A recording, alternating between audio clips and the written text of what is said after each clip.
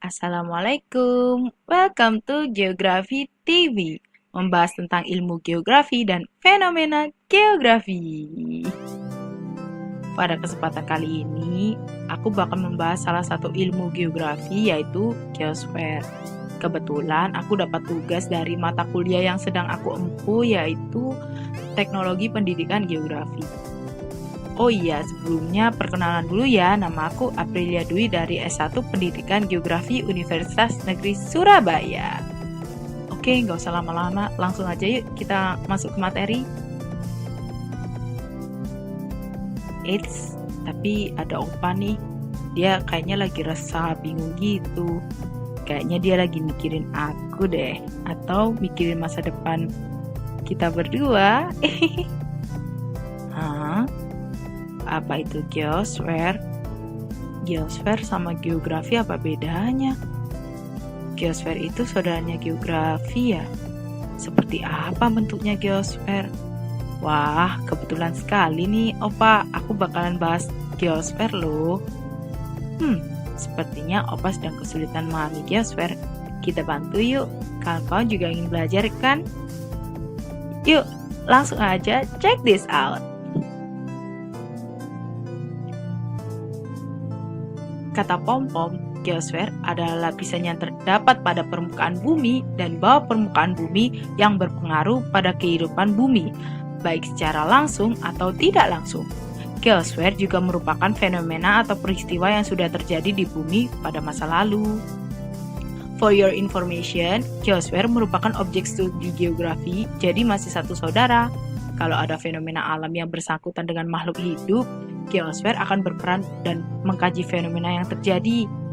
Wah, ternyata peran geosfer penting juga ya dalam geografi. Sampai di sini ada yang sudah paham nggak ya? Wah, Opa bertanya nih pada Pom-Pom. Pom-Pom, geosfer itu ada macam-macamnya nggak? Kata Pom-Pom, di dalam geosfer terdapat beberapa macam-macamnya.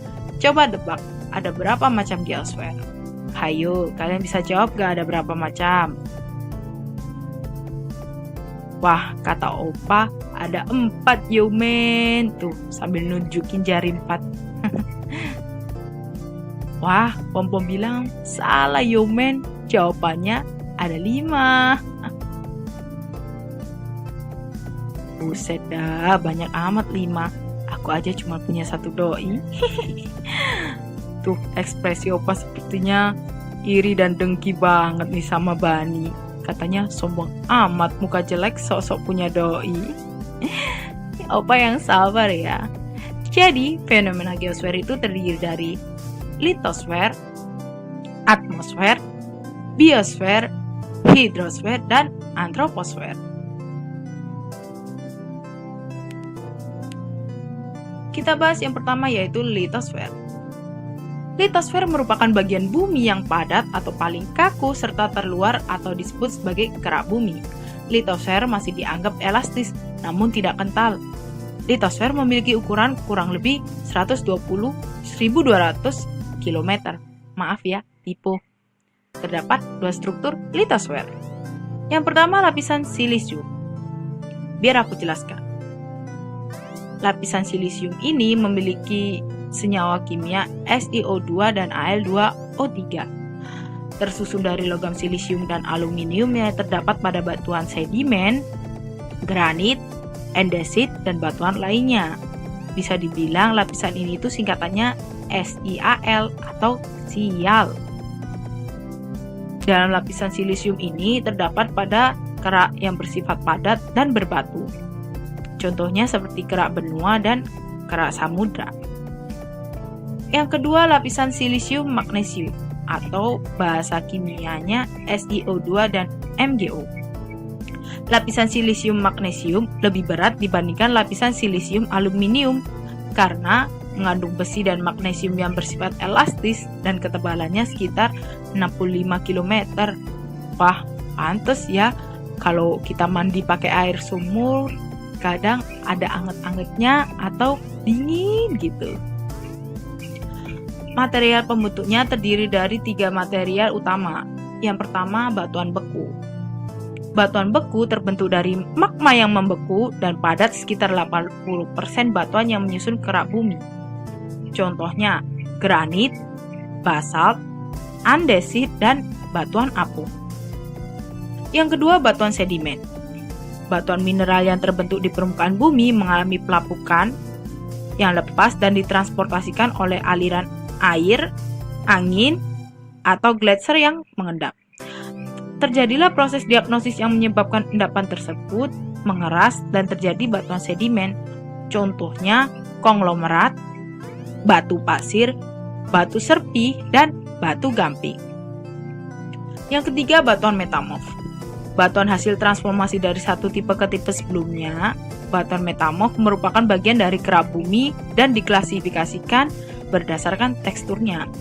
Batuan jenis ini terbentuk akibat berada dalam kedalaman tinggi dan mengalami suhu dan tekanan besar pada lapisan batuan. Contohnya, batu marmer, batu saba, dan batu gneiss. Manfaat litosfer, yaitu sebagai tempat kehidupan makhluk hidup, menyediakan bahan-bahan yang dibutuhkan oleh manusia seperti bercocok tanam.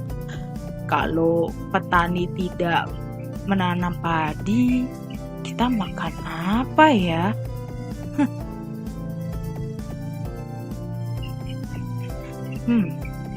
Opa bertanya nih, lalu fenomena litosfer apa aja ya? Kata Opa sih gitu. Pertanyaan Opa bikin bingung aja.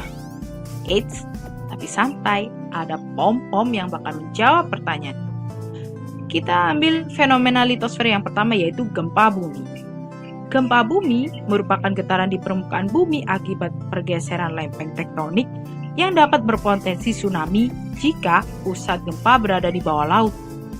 Secara ilmiah, gempa bumi dibedakan menjadi tektonik, vulkanik, tumbukan, runtuhan, dan buatan. Yang kedua, longsor. Peristiwa bergeraknya lapisan tanah curam sebagai akibat dari tidak kuatnya material itu menyangga lapisan di atasnya. Jadi, kalau ada daerah tebing yang curam tapi memiliki batuan yang tidak dapat menompah tanaman tersebut dan didorong oleh angin, maka batuan tersebut akan runtuh dan jadi longsor. Menakutkan sekali. Yang ketiga, sedimen. Sedimentasi, kejadian mengendapnya material yang terbawa oleh air atau angin dan membentuk sebuah fenomena baru di permukaan bumi. Yang keempat, erosi.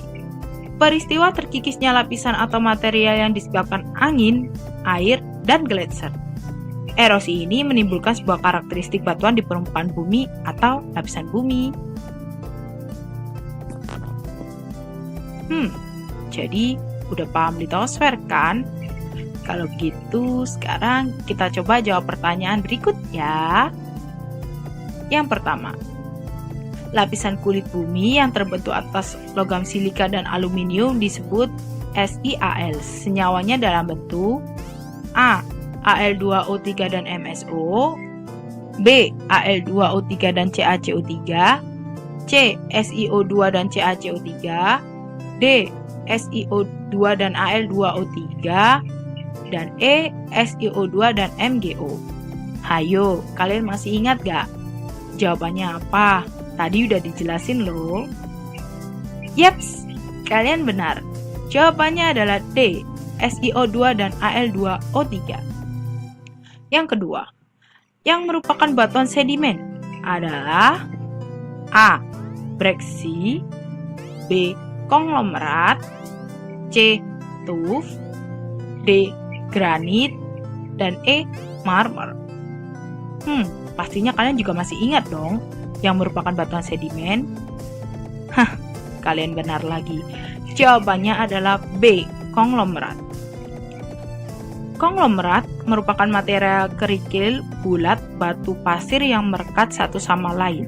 Cara terbentuknya karena bahan-bahan batuan yang lepas karena gaya beratnya menjadi terpadatkan atau terikat.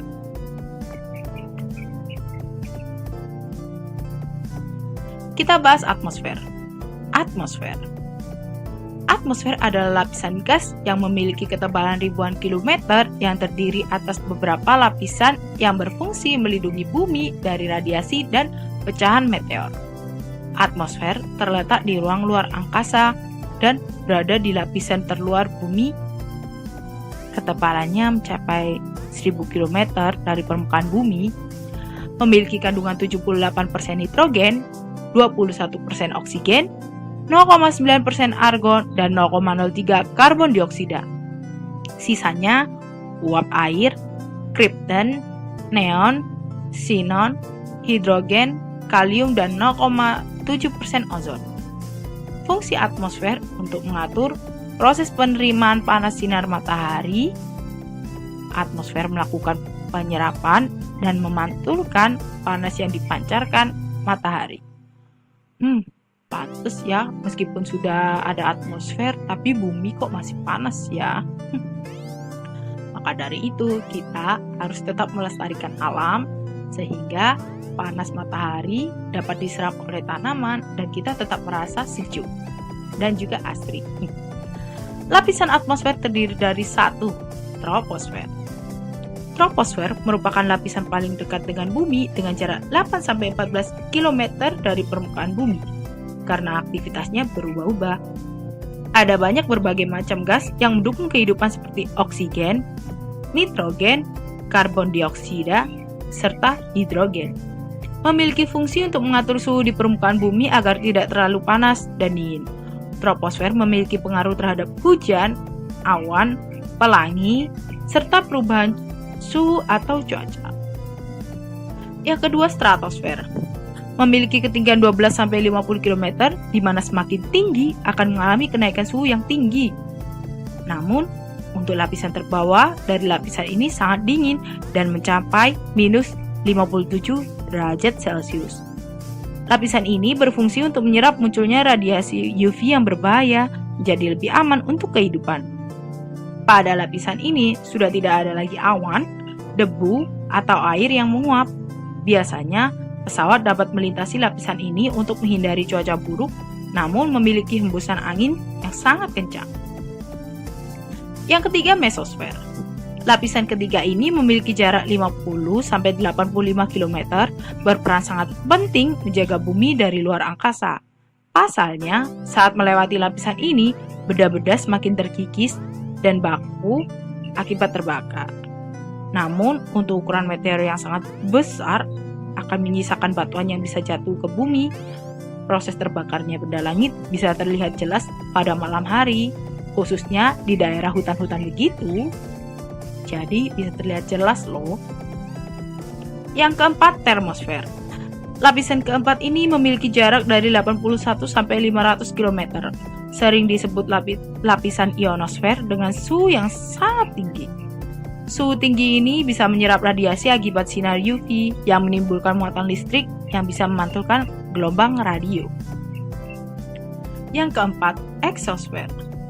Eksosfer merupakan lapisan dengan jarak lebih dari 500 km, maka gaya gravitasinya sudah tidak ada, sehingga lapisan molekul dapat bergerak dengan cepat. Lapisan ini menjadi lapisan ruang hampa udara untuk melindungi bumi dari serangan meteor. Pada lapisan ini, cahaya matahari diubah menjadi partikel debu meteoritik, sedangkan cahaya matahari dipantulkan.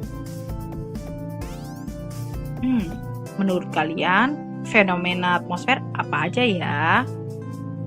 Kali ini Pom-Pom bakal jelasin loh fenomena atmosfer yang sangat cantik. Yang pertama, aurora.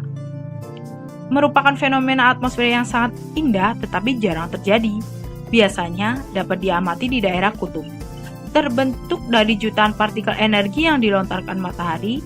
Partikel itu kemudian bereaksi saat bertemu dengan atmosfer dan membentuk cahaya yang indah.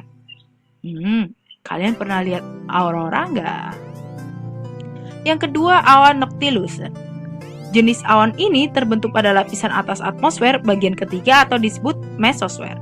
Fenomena ini dikenal sebagai night shining cloud. Para ilmuwan biasa meyakini bahwa awan ini terbuat dari kristal es yang bercampur dengan partikel debu dari meteor. Biasanya terjadi di musim panas. Yang ketiga, petir. Merupakan gejala alam yang muncul pada musim hujan saat langit memunculkan kilatan cahaya sesat yang menyilaukan. Terjadi karena ada perbedaan potensial antara awan dan bumi. proses terjadinya muatan pada awan bergerak terus-menerus secara teratur dan selama pergerakannya dia akan berinteraksi dengan awan lainnya. Sehingga muatan negatif akan berkumpul pada satu sisi sedangkan muatan positif berkumpul pada sisi sebaliknya. Yang terakhir, green flash. Terjadi setelah matahari tenggelam atau sebelum matahari terbit. Jika kondisinya tepat titik hijau tersebut terlihat jelas di atas matahari, bakalan cantik nih. Namun, kamu harus cepat ya lihat fenomena green flash ini karena hanya terjadi selama 2 detik. Jadi, udah paham atmosfer kan? Kalau begitu, sekarang kita coba jawab pertanyaan berikut ya. Yang pertama, salah satu fungsi mesosfer. A. Mengandung gas ozon. B. Terjadinya pembentukan dan perubahan cuaca. Dapat memantulkan gelombang radio. Melindungi bumi dari hujan meteor. Kandungan utama oksigen. Hayo, masih ingat gak tadi yang dijelasin tentang mesosfer? Yaps, kalian benar. Jawabannya adalah D. Melindungi bumi dari hujan meteor. Yang kedua, unsur gas yang bermanfaat bagi manusia dalam kehidupan sehari-hari adalah A. Nitrogen. B. Oksigen. C. Karbon monoksida. D. Argon. Dan E. Ozon. Kalian pasti tahu kan jawaban ini? Gampang banget. Kalian benar. Jawabannya adalah B. Oksigen.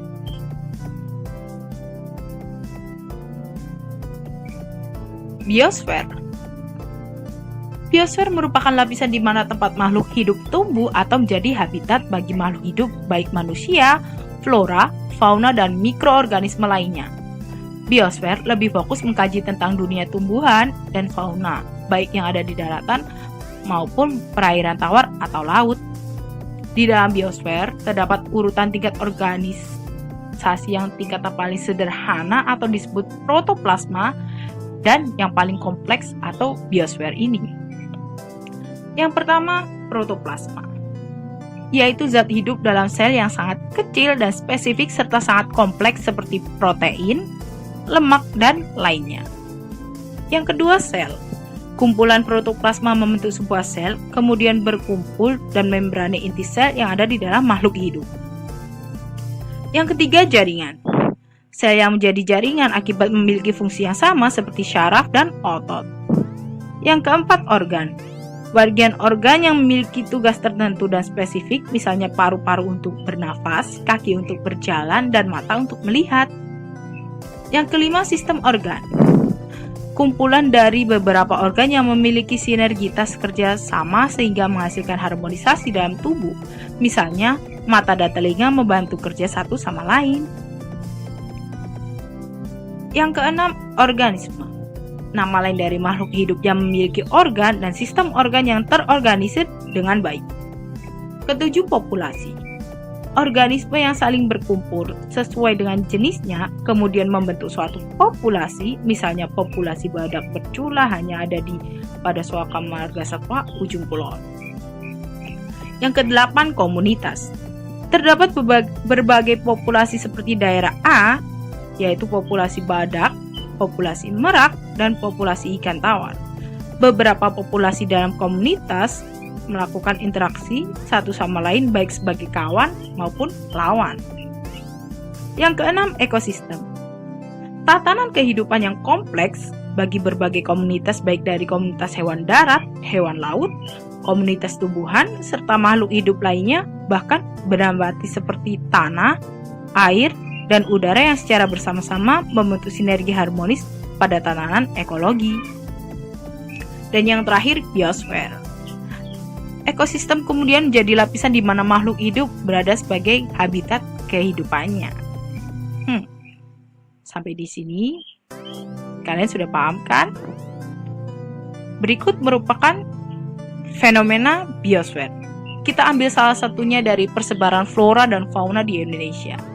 Dibagi atas adanya garis Weber dan Wallace karena pengaruh letak geografisnya. Terdapat 3 bagian karakteristik flora dan fauna di Indonesia. Yang pertama, Indonesia Barat atau disebut Oriental. Memiliki flora dengan jenis hutan hujan tropik, hutan musim, hutan bakau, dan hutan sabana tropik karena memiliki curah hujan tinggi dan didominasi tumbuhan heterogen berkayu dan berbentuk tinggi. Contohnya, pohon pinus, jati, pohon cemara, dan palem merah. Faunanya terdiri dari hewan mamalia seperti harimau, badak bercula, kerbau, gajah, hewan reptil seperti buaya, ular, biawak, terenggiling, burung semacam elang, merak, dan kutilang. Jangan lupa juga ikan pesut mahakam. Yang kedua, Indonesia Tengah atau disebut sebagai peralihan. Flora peralihan yang berasal dari wilayah Asiatis dan Australis memiliki kelompok flora sabana tropik yang terdapat di NTB, padang rumput atau stepa di NTT, hutan bakau, dan hutan musim. Contohnya kayu hitam, kayu cendana, anggrek hitam, kayu kemiri, dan anggrek serat. Faunanya terdiri dari komodo, anoa, burung maleo, burung alo, musang, babi rusa, dan burung perling. Yang ketiga, Indonesia Timur atau disebut Australis. Memiliki flora dengan wilayah Australia dengan tipe hutan hujan tropik, mangrove, dan hutan pegunungan. Contohnya, ada tanaman sagu, nipa, kayu putih, baka, matoa, cengkeh, dan lain-lain. Faunanya terdiri dari hewan berkantung dan bertubuh kecil dengan bulu yang indah. Contohnya tikus, musang berkantung, kanguru, kuskus, burung kasuari, dan cendrawasih. Faktor penyebab persebaran flora dan fauna yang pertama yaitu iklim. Perbedaan iklim menjadi salah satu faktor yang mempengaruhi jenis macam tumbuhan dan hewan seperti suhu yang tinggi atau rendah, udara yang basah atau kering, curah hujan atau angin. Yang kedua, tanah. Perbedaan kondisi tanah seperti tekstur, kandungan mineral, humus, kandungan udara, air tanah, dan tingkat kelembapan membuat tumbuhan mengalami proses penghambatan jika ditanam di daerah yang sulit untuk diadaptasi oleh tumbuhan tersebut. Yang ketiga, air. Pada setiap daerah memiliki karakteristik air tersendiri dan tersediaan air yang bisa dikatakan terbatas. Tumbuhan dan hewan merupakan makhluk hidup yang membutuhkan air yang sama seperti kita. Jadi, jika mereka merasa kekurangan air, maka mereka akan kesulitan untuk hidup. Topografi. Tinggi redahnya permukaan bumi dapat berpengaruh dalam pola penyinaran matahari. Jika tanaman tersebut kekurangan sinar matahari, maka tidak bisa tumbuh dengan baik dong. Sepertinya Opa sudah cukup paham nih tentang geosfer. Ternyata manusia juga merupakan bagian dari biosfer. Sekarang aku paham mengapa hubungan manusia dengan makhluk hidup sangatlah erat. Tapi ingat, kita juga harus tetap melestarikan alam dan menjaganya, teman-teman. Tuh, ingat, Opa Tampan bilang nih, kita harus tetap melestarikan alam dan menjaganya ya.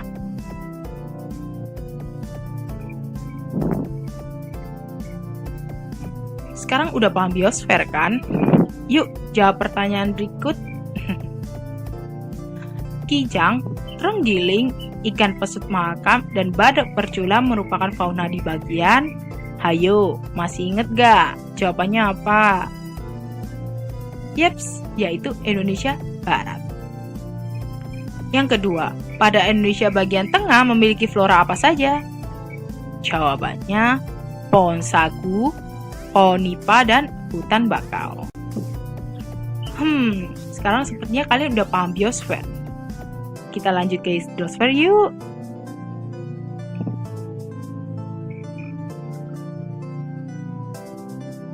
Hidrosfer. Hidrosfer adalah komponen air di dalam bumi. Dalam hidrologi mengkaji tentang air dan cara air digunakan, diedarkan pada seluruh planet di bumi.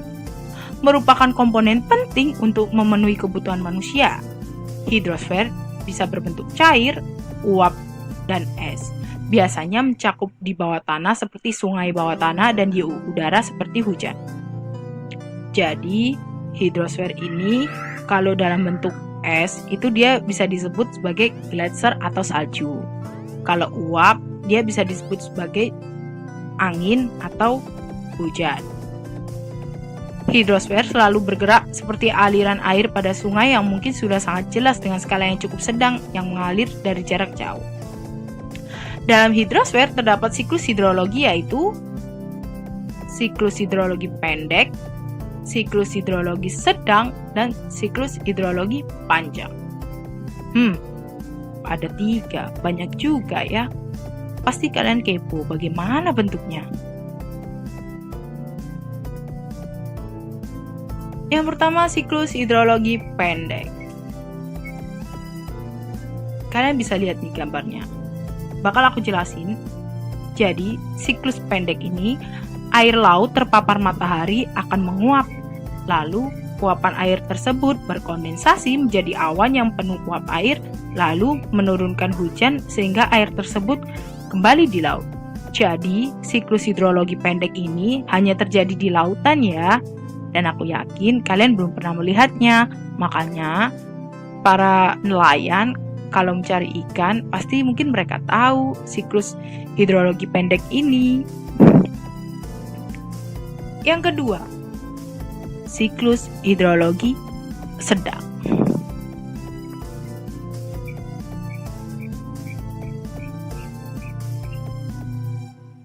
Wah, gambarnya cukup rumit juga.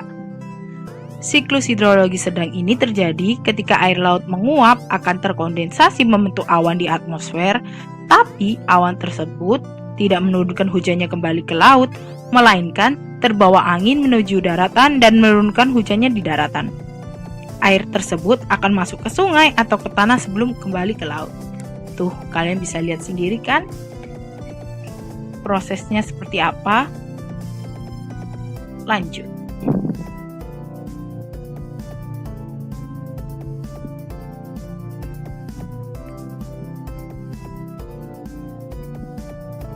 Siklus hidrologi panjang. Wah, kejadiannya cukup panjang juga nih. Biar aku jelaskan ya. Siklus panjang ini, air laut menguap menjadi awan dan terbawa ke pegunungan maupun daratan. Awan yang terbagi ke pegunungan akan turun sebagai hujan atau salju. Gletser yang terbentuk dari hujan akan mengalir kembali ke laut. Begitu pula jika terjadi di daratan, maka tanah akan menyerapnya dan terjadilah sungai di bawah tanah dan air itu mengalir ke danau atau ke laut. Gimana? Seru bukan bisa mempelajari tentang proses siklus hidrologi? Udah gak sabar banget nunggu hujan biar keinget kenangan sama mantan ya. Daripada keinget sama mantan, sekarang coba kalian gambar siklus di atas pada buku tugas kalian biar semakin ingat bagaimana proses hidrologi dapat terjadi. Oke?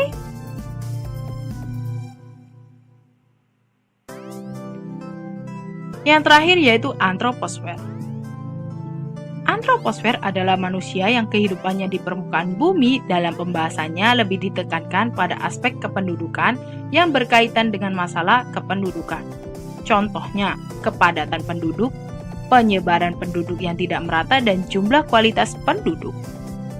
Komposisi penduduk menurut umur dan jenis memiliki sifat universal karena menjadi dasar dalam pengelompokan penduduk yang mempunyai peranan penting dalam kehidupan masyarakat. Dalam pengelompokan penduduk berdasarkan kelamin dapat dilihat antara laki-laki dan perempuan, sedangkan pada umur dapat dilihat dari kelompok usia muda atau non-produktif dari usia 0 sampai 14 tahun, kelompok usia dewasa produktif dari usia 15 tahun sampai 64 tahun, dan kelompok usia tua non-produktif di atas 65 tahun.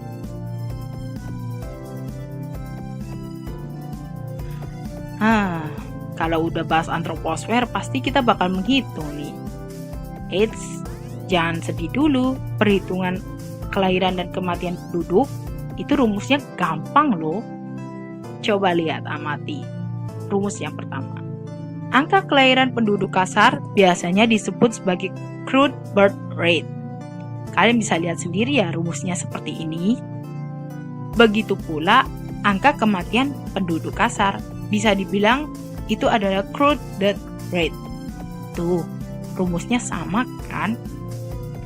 Lalu kalian pasti bingung, mengapa harus dikali 1000 sebagai konstanta? Karena dalam fertilitasnya, setiap 1000 orang pasti akan memiliki angka kelahiran penduduk kasar tuh seberapa sekian, ataupun angka kematian penduduk kasar dari 1000 orang tuh seberapa sekian. Daripada bingung, kita coba langsung yuk. Mari kita coba menghitung. Pada pertengahan tahun 1990, jumlah penduduk di Kecamatan X sebanyak 20.000 jiwa dan jumlah bayi yang lahir tercatat 600 orang. Berapa fertilitasinya? Jawaban. Nah, seperti ini rumusnya. Jadi kita pakai rumus CPR, di mana B atau L itu tercatat jumlah bayi yang terlahir. Lalu P itu merupakan penduduk yang ada pada tahun 1990 itu, yaitu ada 20.000 jiwa, dikali 1000 sebagai konstantanya. Jawabannya 30. Jadi fertilitas 30 artinya setiap 1000 penduduk dalam 1 tahun jumlah kelahirannya ada 30 jiwa. Sekarang sudah paham kan? Tuh, udah paham kan tentang geosfer? Tuh, kan yang belum paham sih itu. Sekarang udah paham geosfer. Opa ini lucu ya. Mereka saling menunjuk.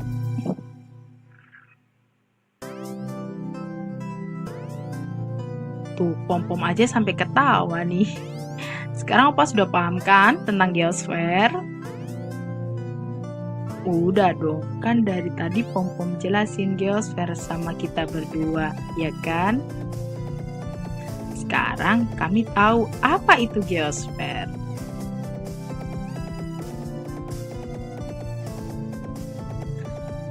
Kalau begitu, aku sama pom-pom pamit undur diri ya. Tuh, pom-pom kasih pesan buat kalian nih, katanya selamat belajar dan tetap semangat untuk menimba ilmu. Karena semakin banyak mendapatkan ilmu, maka kita semakin tahu betapa luasnya dunia ini. Sampai jumpa, bye-bye.